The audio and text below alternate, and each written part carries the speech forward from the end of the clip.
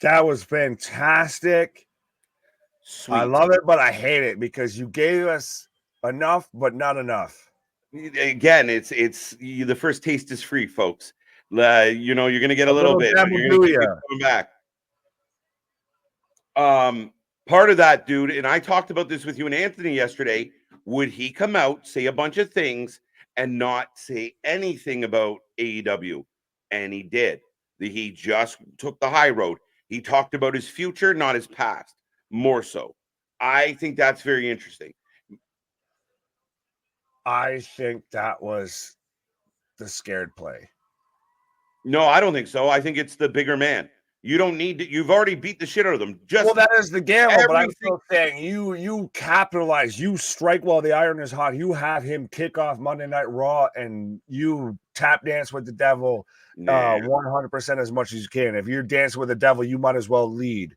No, I mean, if you are putting a beating on somebody, you don't need to come out and address. Why would you take your day? And maybe he'll do it next week. We don't know.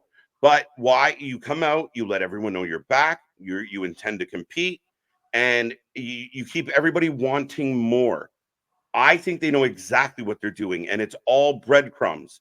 Follow the path. Follow the light. Follow the buzzards. Right? Right, but how many times with follow the buzzards and all of that did we want them to just go for the goddamn jugular? This And is that's night 100% where they should have. But to me, that's Tony Khan booking to just tip the cart and here's everything.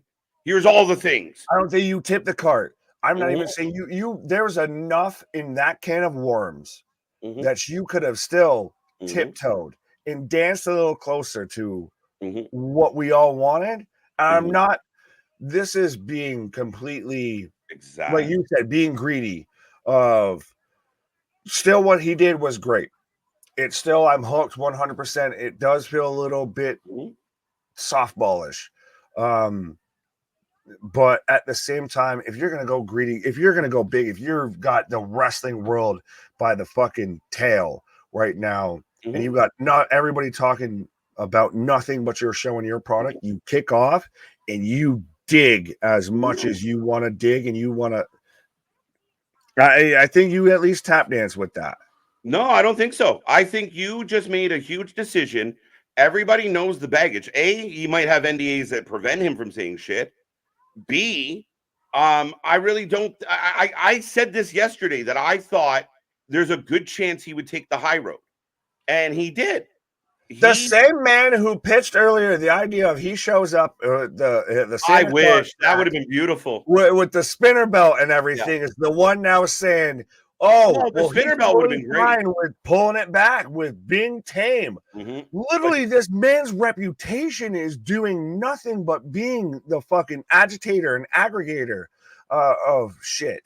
So 100%, why do you not lean into that? I'm not saying you have to fucking swan dive into it. Why give them the time? Why give them the time on your I'm TV? not even saying give them. That should at least be more aggressive than what it was. No, I don't think so. I think, again, I ended the night wanting more. I felt like shit, that wasn't enough. I know somebody said that was boring, but I wanted that was more sauce, applesauce. I want more answers. I want more to know. Look, yeah, CM Punk just made the list. Nick's already pissed. Punk's the bigger man, 100%. And it's the same thing with, did Triple H respond to any of the tweets? Nope. Did Triple H respond to any of the bullshit from TK and his comments and all that bullshit? Nope. They just keep smashing and keep smashing. Tony can go to Twitter all he wants. All the fucking tribe can run out and say he sucks and da-da-da, and they'll just keep smashing and smashing and smashing. And tonight, they got a little tape. They kept everyone around for 3 hours for 4 minutes of Punk. And I get the why didn't we get it all? But that's I don't want it all. I'm not Veruca Salt out here, but which, by the way, if you've been here for 3 minutes or 3 hours and 30 minutes, the word of the night is smashing. Yes, smash. Smash. But no, it's one of those of at least lean into it. I'm not even saying you got to give me everything, but that was more falling back than that was leaning. Why was that falling back? Like, what did he fall What back did from? he exactly say there? He said he's here to wrestle. He's going after everything. Not everybody in the back of the current company is happy about it because they're scared. And this is here we go. He is looking forward. That's what I got out of that speech. He's not required, and I predicted this, that he would not talk about AEW. We might get little sly remarks as this moves forward, but again, to walk out and just go, Tony Khan's an asshole and drop a pipe bomb and go that route, no, it felt very high road to me. And I think that's a good move. Well, Paul's agreeing with you here. Thank you very much for the super chat. He said, "I'm not here to make friends. I'm here to make money. If that's not a shot, I don't know what is." Fair enough. That's not a shot to me. Yeah. Shots fired, Seth and Michael Cole. There you go. But again, I'm not saying he had to come out shooting or anything like that, but I still find it interesting. And I said it literally while he was talking. This is the same guy that was the voice of the voiceless, that where are my ice cream bars? Mm-hmm. You will apologize. This brass ring, the pipe bomb and everything like that. And is out here when we at least wanted something close to that. It doesn't even have to be fully that. At least act like you're fucking agitated. Something. Be the fucking conversation that you've been sold as. And I'm not saying he fully isn't, but to be out there and I've got the brass ring in my pocket. That's such a that's him. That's him going at the John Cena, vice versa. You become what you always hated, the New York Yankees. So you think that was you? So after all the elation that has been happening, you felt like that was him stepping back and becoming the New York Yankees. I mean, to me, that was relax, birdies. I'll feed you in time. To me, that was just another breadcrumb, another tease of the future. I don't see what the problem with it is. I think you will wanted to go harder in the paint, I guess. Yeah, but just because you didn't get what you wanted doesn't mean it's not what doesn't mean he failed. I think they tagged us right along, and they know the WWE is a patient company. They're patient with Jade. They're patient with Punk. They're patient, long-term storytelling. And just because the fan base couldn't wait for him to go off on AEW doesn't mean he won't do it. But I do think. But be honest. Of 3 hours, that's what we build up to with CM Punk, and that's what comes out. And I can't wait. You have the same excitement going into tonight. Yeah. I can't wait. I can't wait till next week. I want to see where this goes. He just put everybody on notice. He is back, and that whole promo for me was a man who's come home and that he's ready to be the best in the world. I have no problem with that. I'm not. That's that terminology and everything. That was just kind of weird. Like, I'm not saying it's a bad promo. I'm not saying anything like that. Like, I just wanted. I guess I worked myself into a shoot, brother. I wanted more, but like out there, when did you think you'd have CM Punk saying, I feel home? Yeah. But it's so like that's not even what we sign up for. Like that's not. When has that ever been in that vernacular for CM Punk? He's supposed to be the agitator, but he has nothing to agitate at the moment. He just came into a whole fucking building losing their mind that he was there, and that is just his introduction. That is his opening scene. Hi everybody, I'm here. I'm back. I'm home. He acknowledged that he never thought he would be there, and now he's moving forward. I don't see the issue. I don't know. I got artist saying I'm with Nick. That's it. CJ agrees with you. No, Nick. No, we have to wait. The expletive already came back and talked too much. Sugar Honey Iced Tea and AEW. He learned his lesson. And I do wonder if there is an NDA, like the NDAs play a factor in this. I wonder if there is legal revenue. We talked about, Tony avoiding questions for legal reasons, which I was a little concerned it was bullshit. But Keyshawn says it shows maturity. And again, I think this is another example of all the fans were like, oh, he's going to go nuts. He's going to pipe bomb 2.0. Yeah, it wasn't that. And would it have been amazing if it was that? Absolutely. However, I think it shows resolve. It shows patience. It shows maturity. It shows professionalism. And it shows I'm more concerned with what's happening on this show in this company than what happened in that other company.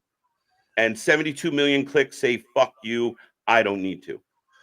Fair. Well, and like I said, almost you can have that of I get that it's not going to be the pipe bomb and how much you really want to acknowledge EW and give them credit or whatever. To me it's not a bad promo. It's not, oh my god, I'm completely off it. I'm not interested anymore or anything like that. It's to me of I was just expecting so much more. Yep. Mm-hmm. That's Be really greedy. my crux on that whole situation of I just wanted, be greedy. That's my take. Be greedy, and I'm gonna get it all. I gotta be patient. I gotta be okay. That's not being greedy. No, you can be greedy, patiently greedy. What It's all what is coming an together. oxymoron for 500, Alex? But nothing that we've talked about tonight changes. The potential matchups, his rivalry with Seth, anything and everything is still Do we on the get Seth versus Drew? It seemed like we were halfway setting that up. I think it's just bridging. I think it's bridging. And I don't think I think that But WWE why do is you going need to to be bridge with the intelligent most talked about thing right now in pro wrestling? because that was just literally it was very little. If we were expecting 25 minutes of him just exploding, for sure people are going to go, "Oh, he didn't say anything." I think it was the high road. I think again, I nobody's going to have less interest in Punk next Monday. People, I'm not tuning in next No one Monday. was questioning that. Well, but that's the thing. So, but if you give it to us all now, if everything starts spewing out tonight, where do we go? What do you do after that? Right. Again, I wasn't wanting everything. I just wanted something. Maybe he can't. And got NDA. There you go. But yeah, we were hoping for I joked about the red bag. We talked about it. But like I said yesterday, I threw this at you and Anthony, and I was like, there is a good chance that because of the company and Triple H and the people he's working with, that they say, no, we're not going to talk about them. We don't do that. And So that's you the don't big talk about them. You talk about Seth. You talk about anything. You talk about he you put Seth on go notice. into it more. You do. I understand we have 2 months of build. I will give you that. We have 2 months of build to build here. Yes, he But was. how you come off of the most talked about return debut, what have you, almost the most talked about interactions, at least in pro wrestling of this year, if not in recent memory. And you kind of almost addressed neither. What do you mean? He addressed the. It felt so good to be there. It felt so good to become home. I'm happy that I'm here. This is where I belong. This is where the best in the world competes, which is a shot at AEW. But the best in the world hasn't been here. Now I'm back. I have the brass ring shot at someone else. Mentioned the wise man, which someone else brought up. I mean, what again? Like I thought he checked off a shit ton of boxes. It just wasn't fireworks because people wanted him to come out and unload. But no, I mean, again, this is the smart booking. This is the right booking. This is how you keep people invested long term by wow, that's all we got. Well, what's next? Like we have no idea where this is going to go. His tell me when I'm telling lies promo was better. Okay, fair enough. I would agree with that because it was controversial. I like this because he took the high road and focused on WWE business. Right? Again, he can come out and do catty fucking promos Did you all the focus time. on WWE business or did you just focus on business though? No, he focused on I think you have I to just think address that the fucking elephant in the room see, of if someone's sitting there screaming fuck you at you, you kind of maybe have to address that a little bit. he talked about the people in the back not being happy about his presence. He did. I don't know if you missed it because you were answering questions, but he did talk about that. And so we lead into next week. What if next week him and Seth have a confrontation? What if then we start getting Seth digging in on the negative side of things and more shit coming out? I'm willing to find out. We have a lot of time before Rumble. We have a lot of time to kill. Oh, absolutely, absolutely. WWE is patient and they're telling long-term storytelling. I know people don't love, they want it all. They want, like, just the flames, burn it all down. And again, it's always Again, fun I when it wasn't happens. wanting it out all of it. I just want something. So what was the something you want?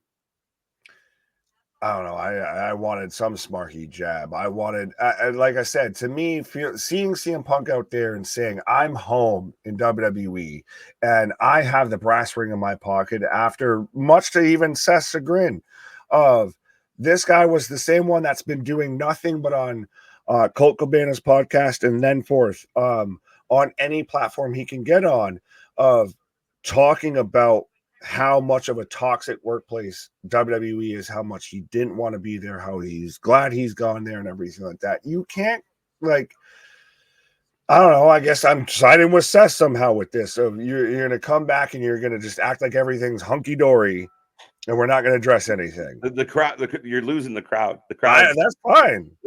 He shot at Corey Graves, at Michael Cole. He shot at Seth. He shot at the locker room. He told everyone he is the best in the company. And that was his job there tonight. And like I said, Cody Rhodes never came out when he signed and said, hi, guys.